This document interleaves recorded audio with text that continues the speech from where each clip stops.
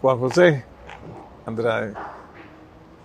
Bueno, ex viceministro, director de la Policía Nacional y un montón de otras organizaciones internacionales. Un hombre que conoce muy bien la realidad nuestra en uno de los temas más complejos que tenemos, que es la Policía Nacional, los recursos, la capacitación, la movilidad, el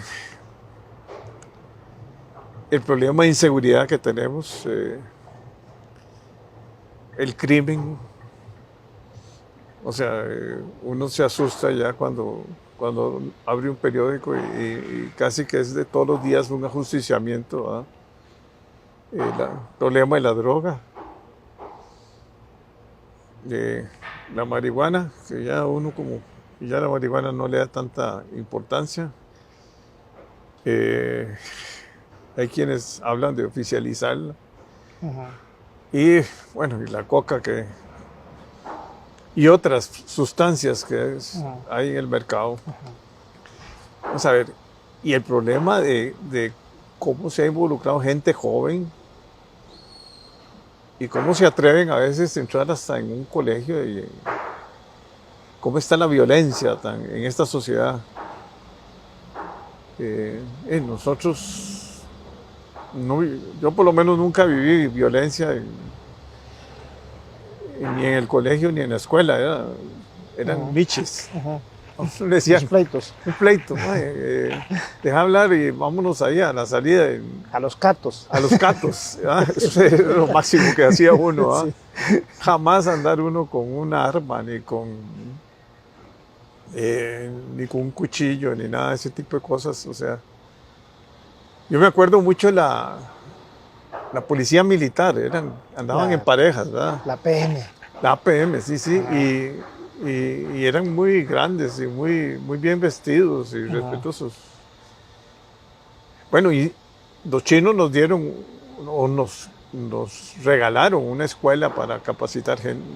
Hermosa escuela. 2 escuelas. Una hermosa escuela. 27 edificios de 27 edificios de 4 pisos. En Pocosí. Eso tiene un costo, lógicamente, y ahí se capacitan y se forman no sé en cuánto tiempo. Los policías. De acuerdo a los cursos, dependiendo, los cursos básicos tienen una duración de 1 año, que es prácticamente los que van de primer ingreso. Y luego vienen los cursos de especialización, de ascenso. Hay unos que son de 3 meses, otros que son de 6 meses, otros que son de 15 días. Pero la capacidad instalada la tiene el país en esa hermosa escuela. ¿Y la capacidad humana para capacitar y formar gente? Bueno, creo que ese es otro tema. Otro tema. Ese es otro tema y ese es otro programa, probablemente, don Jorge, pero definitivamente que los recursos están, ya propiamente el análisis de la malla curricular, del perfil de los instructores y especialmente de cuál es la política que sigue el país en materia de seguridad, de prevención y por supuesto de la formación de todas sus policías. Creo que al final ahí es en donde hay que trabajar mucho en esa definición. Pero el problema entre prevención y... Vamos a ver, hay grandes... Vamos a ver, la sociedad se ha aumentado la violencia. Hay mucho... Vamos a ver, hay muchos problemas familiares, hay una... ya nadie aguanta nada, o sea, los matrimonios duran poquitos años, ¿verdad? Esa disfunción familiar no deja de ser un problema. La pobreza, la droga, o sea, estamos en una sociedad que cada vez se ha descompuesto más y donde la droga, con esos famosos búnker ahí, y esos núcleos donde se hace plata sencilla, ¿verdad? Y hay también ostentación de algunos que manejan grandes porque Costa Rica es un tránsito, ¿ah? Y entonces todos los días ve uno. Pero a uno lo que le preocupa es ver,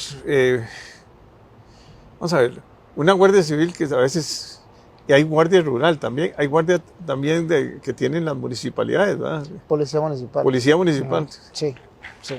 Que no sé qué tan estructurados están, pero Eso va a estar muy de la mano de la municipalidad que la lidere, ¿verdad? Porque hay municipalidades muy pequeñas con hay policías. municipalidades que tienen unas motos como casi como las que tienen los bomberos, ¿verdad? Claro. Unas Harleys ahí hermosas, grandes. Y andan. Tienen capacidad y recurso económico. Tienen recursos económicos y eso ayuda a dar cierta paz. ¿Cierto? Pero ¿qué hacemos? A ver. Ayuda si hay un norte, don Jorge, y con eso tal vez quisiera comenzar, si me lo permite. Me parece que el problema se acentúa cuando usted no tiene una ruta clara a nivel país de hacia dónde debemos de caminar todos. Y hablo de todos, por supuesto que el gobierno central, pero también los gobiernos locales que se han vuelto actores importantes, pero también las comunidades que ya de por sí de hace muchos años se han visto involucradas en procesos de prevención, de formación, de educación y de recolección de información también. Pero creo que lo más importante es saber hacia dónde vamos todos, hacia dónde vamos en la política de persecución penal, hacia dónde vamos en la política criminal y hacia dónde vamos en la política pública de seguridad ciudadana. Y creo que aquí es en donde de repente las flechas no se alinean, ¿verdad? ¿Por qué? Porque primero somos un país pobre, estamos en una crisis fiscal que a todos nos tiene golpeados y que recientemente hemos visto cómo programas importantes como el 911, por ejemplo, en este momento está en una lucha constante para ver si logra tener presupuestos al centro de atención de las emergencias de todo el país, ¿verdad? O sea, eso es vital. O sea, en el momento en que usted llame en una emergencia y no le atiendan el teléfono, pues esa emergencia va a tener consecuencias peores. Y en ese momento, por ejemplo, ese centro vital, como ese 911, no tiene recursos y estamos viendo lo que está pasando entre la Asamblea Legislativa, un proyecto de ley y el veto presidencial, ¿verdad?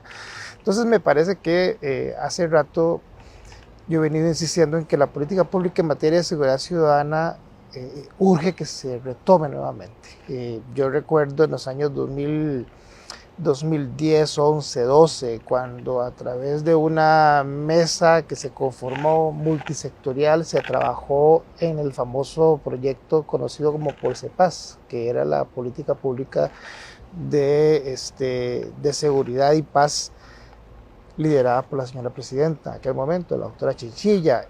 Y a pesar de las críticas que hubo en su momento ante el plan, lo cierto es que los resultados a nivel estadístico, pero también a nivel de la percepción, que es la que determina el trabajo en materia de seguridad, fueron muy positivos. Fueron los últimos mejores años de la seguridad en el país. Hubo recursos, hubo una fuerte alianza internacional con países que en verdad llegaron a aportar. Estados Unidos y Colombia son ejes importantes en toda esa construcción. Y por supuesto, los programas sociales y económicos que también tienen que ir de la mano, don Jorge, porque usted decía ahora en la introducción algo que es fundamental.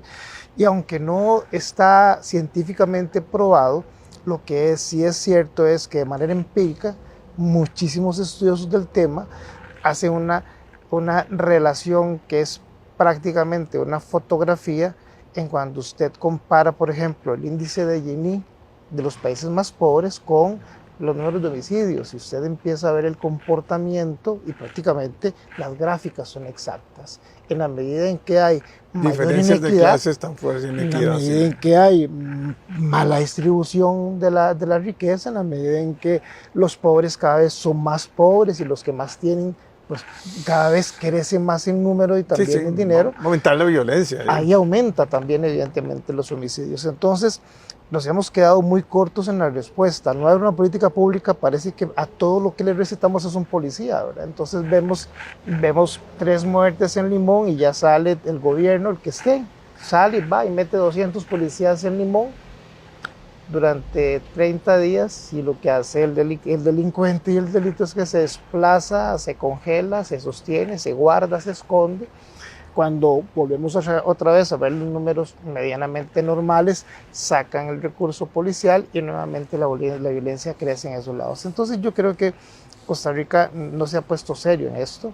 Yo creo que Costa Rica tiene que definir nuevamente cuál es su política pública en materia de seguridad ciudadana, hacia dónde vamos para a partir de ahí pues, empezar a generar programas, presupuestos, acciones, capacitaciones y formación, y además de esto dirigir las políticas sociales y económicas también para poder darle un respiro a situaciones como estas. Cuando vemos a Limón que anda en la media de 33 homicidios por cada 100,000 habitantes, que triplica el promedio país. Cuando vemos Punta Arenas, que duplica el promedio país, ya anda cerca de 23 homicidios por cada 100,000 habitantes, y Costa Rica, que ya está casi en el 12 por cada 100,000 habitantes. Entonces uno ve que hay zonas que ciertamente están mucho más convulsas, mucho más violentas, mucho más abandonadas y que requieren, más que la respuesta policial, una respuesta integral, un fenómeno que de por sí es multicausal, ¿verdad? Entonces, yo creo que por ahí deberíamos de empezar a delinear ese esfuerzo para que entonces, a partir de que sepamos hacia dónde vamos, podamos dirigir todas las policías. Tomemos decisiones importantes a nivel del país, Jorge.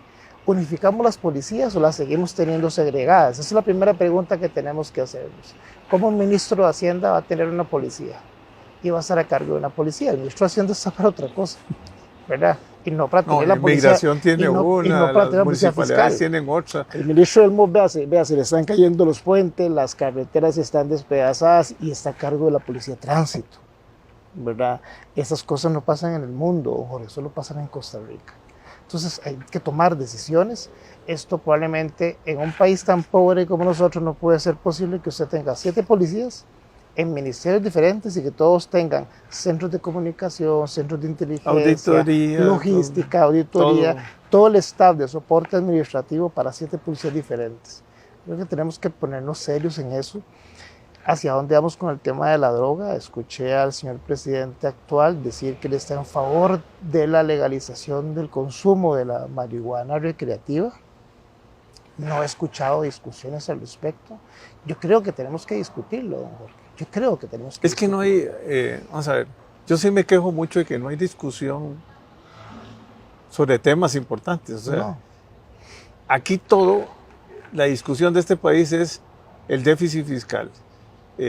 Si va a alcanzar el presupuesto o no, cuánto se le va a recortar, cómo hacemos con el 911, cómo hacemos con una plata que tiene una partida especial que tiene, digamos, para lo que es la policía. Pero sí, o sea, es rarísimo que, por ejemplo, un policía no pueda ser un parte, alguien que está... Hay que esperar que venga el motociclista en fin, hay algo, cosas que dice uno, bueno, pero ¿por qué no se capacita un policía para que haga un parte? Entonces, si estás en una zona donde solo hay policía municipal, no se puede. Hay que esperar a que llegue la policía de competencia para que pueda realizar la actividad. Sí, y también el problema migratorio también. No, yo creo que es importante esta discusión, la discusión y urge. Y urge porque no es, o si no comenzamos con los benditos chispazos, ¿verdad? Y pareciera de repente... Y cada 4 años llega un ministro y dice una cosa y organiza todo. Este país tiene que hacer una ruta en todos los campos, ¿verdad? No creas que solo es el problema de la policía, ¿verdad? Así es. Porque ya no son los años 60, ¿verdad? Cuando no había la calidad, o sea, nadie, por ejemplo, en una casa tenía una arma, o sea, nosotros no conocemos las armas. Yo en mi vida he tenido un arma, ni he ido a ¿cómo se llama? A hacer, un polígono, ni nada. A un polígono, no. Pero ya hay gente que dice, hay que tener armas, porque a uno le suena chocante eso. Totalmente. Y la gente vive como en condominios, como en un pequeño gueto. Nos hemos tenido que encerrar y además todo el mundo lleno de rejas.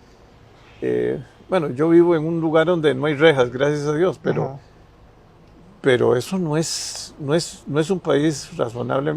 Y la violencia está en el mundo, ¿va? Ya no es ni siquiera solo Costa Rica, es Estados Unidos, es otras sociedades hay mucha descomposición. Bueno, hey, yo creo que será bueno hacer una conversación.